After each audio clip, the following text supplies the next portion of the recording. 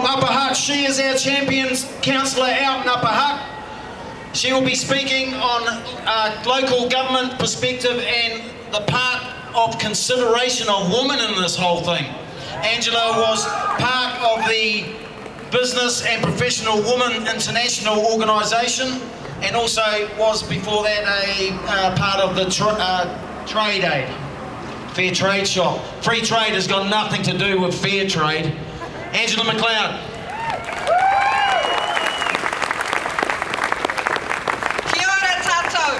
First I want to acknowledge the people of the land on where I stand. I also would like to acknowledge those that have gone before us and those that come after. Kia ora. The latest free trade deal is shady for many reasons, but today I share two. It lacks the impetus to economically empower women.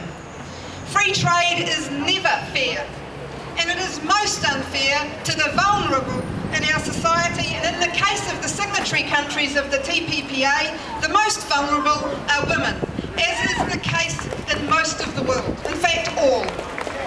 There is a clear business case for economic empowerment of women, which shows that to do so increases financial performance, and of course empowering women is good for the community. I see no indication that the economic empowerment of women is a consideration in this deal. In fact, what I see is the possibility that our corporations, or the corporations, will be able to sue our government for ensuring a minimum wage, which proportionately is mostly to women, or even, heaven forbid, equal pay. And what if the government were to ever lay down a target of to ensure a much needed increase in women in decision making and leadership roles? Or even ensuring that corporations support women who have experienced violence in their homes?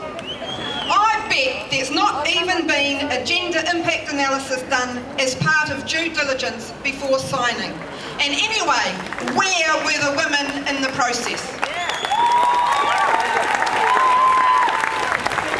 As an elected member of my local community, it concerns me that the sovereignty of my community could be put at stake with this free trade deal.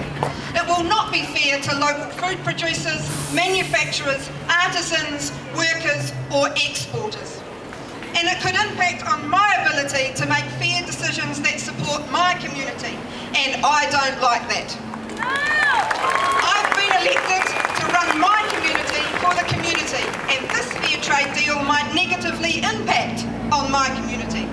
We can't have that, you can't have that, you can't have your community leaders hamstrung that way.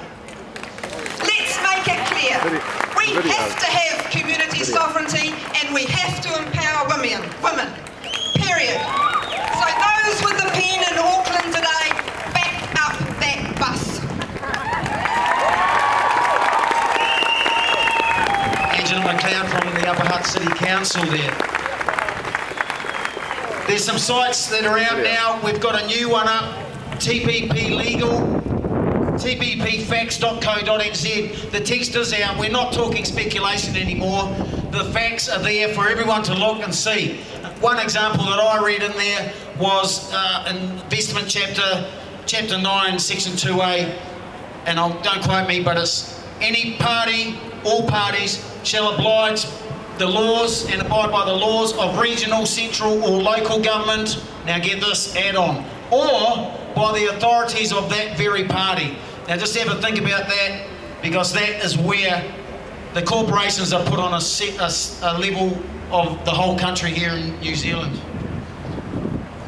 I'd like to introduce you now Pete, who's part of our group, and he come along with the idea and the research for the Governor-General petition, and he's just going to give you a little bit of background on that, a short, sharp shock on exactly what